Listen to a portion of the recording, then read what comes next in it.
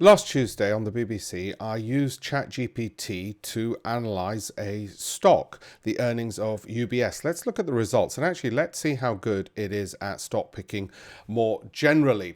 And I've put together a little presentation. So that was me on the BBC with Sally Bondock. And I made a point to her that how many times has she and I over the last 20 years seen earnings and had to analyze them because we get a wad of documents from a company. In this case, it was only 15 pages from UBS, and give an instant reaction. So I put it into ChatGPT to avoid cognitive biases. But I want to go beyond that. I don't just want to talk about that. I want to talk about actually how do you pick stocks more generally, and can ChatGPT help us to do that? So let's have a look at it. First of all, just going back to the UBS, I think it was a British TV first. Cut and pasted, put it into ChatGPT. I'm currently using version 4. And it's the paid version, and that was fine. And actually the outputs were rather good. It summarized 15 pages. I could have put in more detailed prompts, such as pretend you are a forensic accountant, for instance. Pretend you're a TV presenter who is cynical about earnings results, and you've only got 3 minutes in which to convey the significant parts of these earnings. I could have put in all those prompts, and that's the great thing about this. Now let's move on to stock selection. I put this data in. This is where it gets really interesting.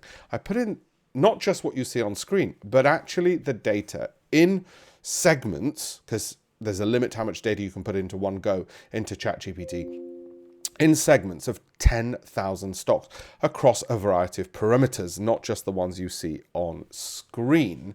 Okay, now that gets interesting. Then what happened? By the way, this is how it looks inside ChatGPT once you insert it. You and I could barely make sense of it. The great news is it can work out which were the columns and where they belong and where the next stock starts. So at least that makes your life a hell of a lot easier. What were the prompts and improvements I asked it to help me select stocks? By the way, we did some back testing as well. We gave it historic data and saw what happened. Wait till you see that. It'll blow your socks off. So I asked it, give me insights. Then I realized, you know what? I need to go into a bit more detail than that. I said, if you have to guess which of these stocks would likely do the best in the next 12 months, and guess is not a good thing. So I said, well, pretend you're Warren Buffett. And this is an academic exercise because, of course, it doesn't want to give financial advice, and rightly so. So you've got to play around with it a bit. And of course, I could have improved those prompts even more. I'm not an expert. I'm sure many of you have got comments. Do let me know, because I'm reading quite a lot about this at the moment. I also said, give me even more detailed multi-factor analysis, because it was just giving me too simple analysis. It would give me stuff I could read on the screen anyway, or Excel could have just sorted, like it was telling me, okay, this is the cheapest stock. I wanted multi-factor analysis, which is the cheapest, has the highest growth rates, best momentum, etc. And then I asked it, of course, like I said earlier, pretend you're a journalist. And that was just more out of interest.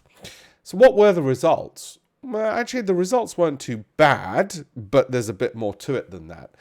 These were the ones it initially gave me from this year's data. And this is how it put it. Broadcom, Alpesh Value Growth Rating. That's my own proprietary rating based on the valuation of companies, and I weigh the importance of that based on academic literature, revenue growth, cash flow growth, and so on. Strong CROCI, cash return on capital invested. It's a formula invented by Deutsche Bank, used by Goldman Sachs Wealth Management for its wealthiest clients to forecast stocks. Low PEG, and recent performance. And it came up with these three names, which actually aren't that bad. Having said that, I'd already led it down that route and pre-filtered quite a few. But it was interesting the names it came up with, because of course I still had, out of 10,000 stocks, data which was restricted only then to about 100. So at least it gave me some names to narrow down on and do further analysis on. But obviously we want to go a bit deeper than that, don't we? So I gave it the previous year's data. In fact, I picked a really difficult time, December 2021, and asked it to forecast 12 months ahead, knowing full well that 2022 was awful for the markets, even for companies, the data of which the fundamentals look good. Well, what happened there? This is where it continues to be interesting. It had a car crash. If I told you the top 3 stocks you selected fell the most in the subsequent 3 months, because it gave me 3 names based on 2021 data, and I can tell you those 3 stank. One was Aon, one which interestingly now would hit my list. And you might say, well, you should have just extended your time frame. Nah, there wasn't enough correlation. Java Securities and Cakebox. So I said, well, hang on, what's going on? And I told it. I fed back into the loop and said, actually, the ones you picked were pretty bad. What's going on? And once again, it improved because it learns. So, and this is where it's great as an educational tool for young analysts. It said, and this is where we know there's still room for the greatest neural network of all, the human brain. This is what it said. Well, when reassessing good and top stocks, consider the following factors, knowing full well that the ones it selected didn't actually go on to do that well. Financial health. Reevaluate the financial statements of the company. So reevaluate. Don't just pick and then forget. This is why I do a weekly market update. By the way, speaking of which, if you want that, go to alpeshpatel.com/links. I do a weekly market update on Telegram and YouTube because we've got to reevaluate the financial statements. We don't just pick and then close our eyes. Business fundamentals. Were there any changes there which might lead to stock price declines? In other words, we don't just buy, hold and forget, because if we had with the stocks it picked, they looked great at the time it picked it. The fundamentals looked great, but they fell off a cliff. And speaking in, May 2023, the three it picked as its best also continued to stink, even though the fundamentals looked good at the time of selection. But market sentiment changed, macroeconomic factors changed. But again, that wasn't enough. And this is great education for people who are new to investing. But again, that wasn't enough for me.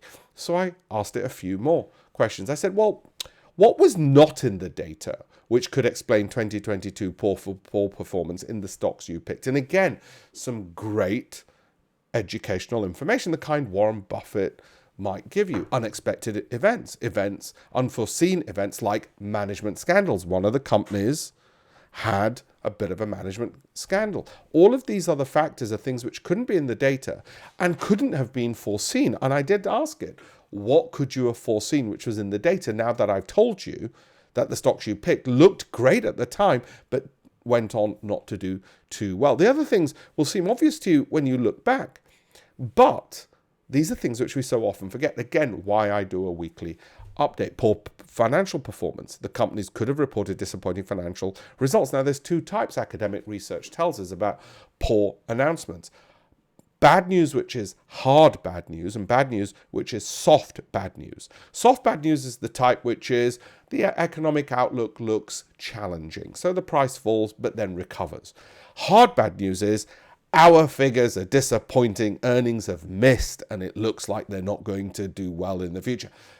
There you get a fall, and it doesn't recover, it just continues dropping. And that was the nature of these companies. And there wasn't something in the data at the time which would have alluded to it, which is why, of course, if there was something in the data, guess what? AI and I and everybody else would just be rich because we'd just pick one stock, which is why we still need to have at least more than one, maybe not more than 40 or more than 30. Misjudgment of growth prospects. The initial analysis might have been overly optimistic about the company's growth potential, which could have led the stocks being overvalued and subsequently underperforming. Well, we allowed for that in the valuation, but it was at least still trying to give us some guidance. And this one was good. Number 6, change in investor sentiment. Investor sentiment might have shifted. And it had. It shifted, if you recall, from 2021 to 2022, against stocks generally, but it shifted away, certainly from growth companies.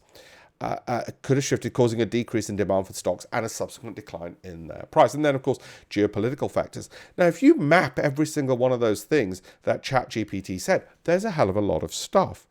The one thing that can map it probably the best is the human brain still. I could have created a bigger engine which could have given all these data points every single month, fed it in through an API and said to it every month, okay, these are your initial picks. At what point do you want to change this portfolio? But I didn't have the resource, the manpower, but also, and that day will come when we can, that's the future of private investing.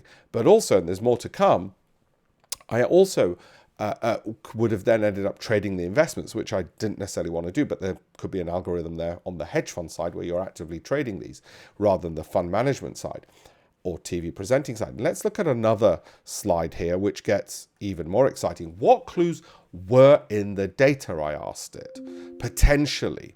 And it said, well, high valuation multiples, if the stocks, these were the ones which it picked, were good quality but could have fallen.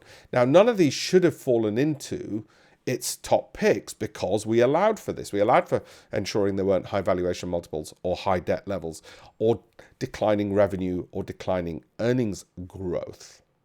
Actually, what it's suggesting is we need to be more sophisticated than looking at year-on-year earnings. We need to be looking at the delta, the rate of change of earnings growth, potentially. Narrow profit margins, the direction of travel is important. Overdependence on a single product. How are you going to incorporate that in data? That's going to be qualitative data. So my point here is there remains a role for the human neural network, which is on qualitative data, taking a vast amount of not the actual physical data, the kind of data which a calculator can take on a ChatGPT can, but the qualitative data. Is this overdependent on a single product? I'm sure you could still algorithmize that and put that into some kind of form where you can tell it's only got one product. Negative industry trends or competitive pressures. These are things which at the moment I don't think humans do well. They rely on their qualitative nature too much and don't look at the hard figures too much, and therefore have a narrow restriction because humans can only do too much on data. So I think there's a room for both parts. We haven't finished yet. There is a room for both parties to rely on each other. Anyway, the stocks it came up with for this year, you can have a look at my Telegram and YouTube channels. I'll share what some of those were. But the point is, I'll keep an eye on them. Given how it had done in the past, I don't necessarily want to go straight to them. Oh, I won't be a tease then. Okay, I'll tell you which ones they were. I'm going to put it on screen now. There you go. It said, combining these factors, the following stocks stand out. This is in May 2023. You can keep an eye out for these. I'm not saying they're necessarily my picks. I'm just saying to you, this is what ChatGPT May 2023 has picked, and I told it, pretend you're Warren Buffett and it's for the next 12 months. We'll see what happens. But imagine how much of that is to do less with the data, more with broader market conditions. Okay, that's enough for me for now. Don't forget alpeshpatel.com/links. Keep an eye on my Telegram channel, my YouTube, and I'll give you more AI-based stock selections as well. Thank you very much.